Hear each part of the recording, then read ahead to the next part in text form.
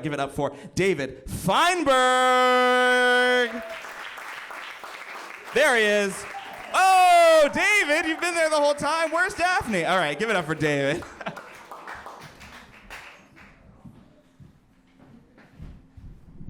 All right. Where's the crow? Oh, all right. There it is. Excellent. So my wife and I were in our kitchen a few years ago, and our 9-year-old daughter, Bailey, came in the room, and she says to us, "Mommy, Daddy, I know how babies are made." Okay. All right. How are babies made? She said, the man takes his penis, he sticks it in the woman's vagina, and the baby swims into the mommy's tummy. And then she looks at me with these eyes and goes, "And Daddy, I know I came from your nuts." She's like, "Am I right? Am I right?" I'm like, "Well, I know, right?" I'm like, "Well, sort of. I mean, you're kind of right." She's like, "Well, tell me. I said, "Well, listen, we're not going to tell you now. When the four of us get together, we'll have a conversation and we'll tell you whatever you want to know. Is that okay?" She's like, "Fine." And she leaves the room. And my wife and I look at each other like, oh, fuck. You know, up until that point, kids would always ask questions. They'd say, "How are babies made?" And I would always give my standard answer, which has happened to me. Babies are made when mommies and daddies get way too drunk and forget to use protection. I mean, that's how it happened with us. And I don't know, my wife would say like, "Oh, it's from love," or something like that. I don't know. But we realized at this point, we can't do that anymore. And it was time to have the talk. Yep, the talk. Now, growing up, my parents never gave me the talk. I mean, I didn't know anything about sex, and there was no internet, there was no Instagram, TikTok, any of that. And I learned about sex probably the way most of you did, or my age, by watching the Golden Girls.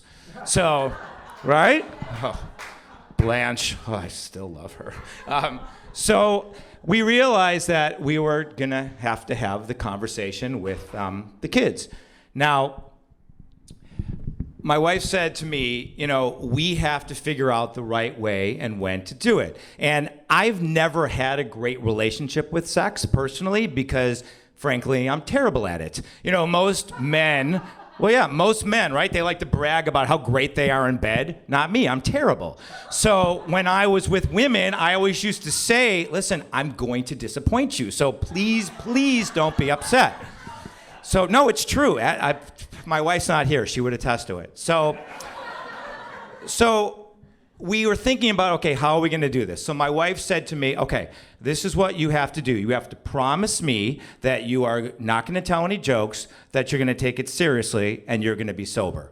I said, "Fine. Then you have to promise me that we're going to use the proper medical words for the private parts, schmeckle and knish." And then she goes, "See, you're not already taking it seriously." I'm like, "Excuse me, they are in Yiddish." So I realized that our daughter, who was 9 at the time, she's the one that's going to be the challenge because she's very precocious. She used to be a little tomboy, and then when she turned 7, she joined an all-girls soccer team, and then all hell broke loose. I mean, she was just, whew. And when it came to that point, our relationship changed, and in baseball terms, my wife would handle the strike zone, anything from here to here, and I would handle the balls, no pun intended. My son, who was 10 years old at the time, could care less about sex, which is ironic because every time I saw him, he had his hand down his pants. And I'm like, "Dude, take it," you you gotta take it easy. That thing's not an Xbox controller. It's gotta last you your whole life. So we were driving up. Anybody here go to the Camarillo outlets? Okay, so we go there all the time, right? And it's just you have kids that go out of clothes so fast. So that's when we decided we were going to have the talk. So we're in the car, and my wife's like, "Okay, we have to keep this simple. We have to keep this simple." I'm like, "Okay, we'll keep it simple." So then she looks at me and says, "Okay, you start." And I'm like, "No, you start." So we go back and forth. Okay, I started. Partly because I wanted to get over with, and mainly because she looks at me and says, "If you don't start, I'm never giving you another blowjob again." All right, so I started. So I said, "All right, guys, let's talk about sex." My daughter's eyes lit up. She goes, "Was I right? Was I right? Is that sex? Is that what it was?" Like, "Well, kind of." And then my wife just takes over.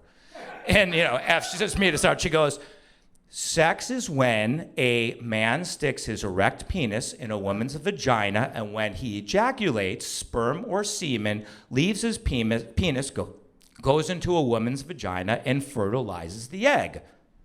So there's just long, awkward pause. And after a few seconds, my daughter goes, "Who's Jack?" I'm like, no. It's like, no. It's funny, right? And I'm like, no, not Jack, ejaculate.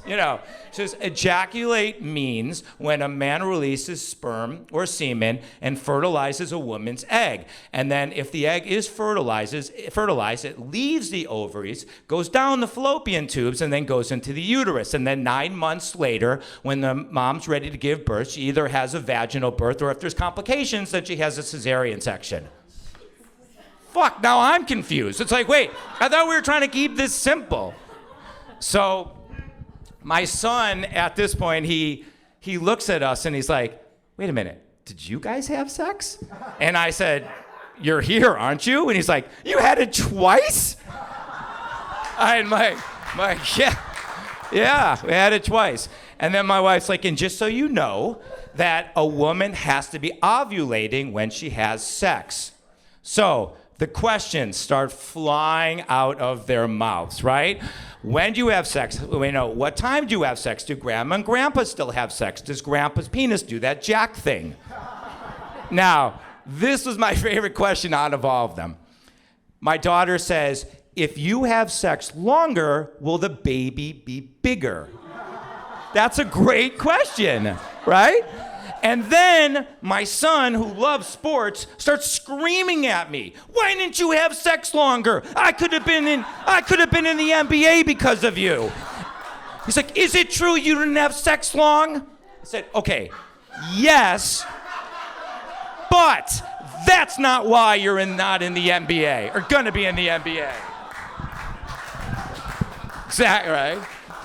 So then they're asking questions more and more. Then my daughter says, well, how will I know when I'm ovulating? And again, my wife is mainly handling this. She said, well, you have to get your period first, which is called menstruating. What's menstruating? Menstruating is when once a month blood released from your uterine wall and goes out your vagina. And then she's now freaking out. You mean my vagina's gonna bleed? And my wife's like, yes. And then my son says, oh no, is my penis gonna bleed? And we said, no, it's not gonna bleed. And she goes, lucky. And then my wife at this point is looking at me like, okay, you gotta talk. I'm like, Bailey, men have their own problems too. And she's like, yeah, like what? And I said, like dealing with you women when you're having your period. Let's just say my wife did not like that answer. I'll leave it at that. And then my son goes, whoa, wait, what's the stuff that came out of your penis again? I said, that's called sperm or semen. And then my daughter goes, that's the stuff that comes out of your nuts, right? And I said, yes. And she like hits her brother. She goes, I told you we're from daddy's nuts. And then she starts doing we came from daddy's nuts. We came from daddy's nuts. Apparently there's a dance. I wasn't aware of that. So then we get to the philosophical part of why we're having sex. So my son says, if you have sex every time you make a baby. And we said, no, most of the time you don't make a baby. And they said, well, then why do you want to have sex? Great question. And it made me think about it. I said, most people have sex because it's a great way to show love for each other and communicate. And he said, well, then why don't you just play video games? I said, well, you can do that too, but there's many ways to show affection and love. So he says, do you guys still have sex? And we said, yes. Their faces turned to horror. And I picked up on that. And I'm like, boy, do we have sex nonstop. I mean, every time you guys turn around, we're having sex. At night, in the morning, breakfast, lunch, dinner. And they both look like they're about to die. And I said, any other questions? And they said, no. And at that point, the talk was over. So after thinking about it, it really did make me think about sex. Why people have sex. For me, it really is the greatest form of communication to show love for somebody else, to your partner, no matter who you are. I mean, I said, well, do one-night stands, are those shallow? I don't know. It's not for me to decide. It's for whatever people want to do. I can just tell you that, as corny as this sounds, there is nothing, for me at least, more rewarding than lying with my wife after we have sex. Granted, I don't want to be in the wet spot, but that's a whole nother story. And to tell you the truth, I feel like I probably learned more from the conversation than my kids do. You know? And it made me really happy to think to myself, God, I've got some really inquisitive, smart kids. And at the end of the day, I said to myself, you know what? I've really come a long way since the Golden Girls. Thank you, everybody.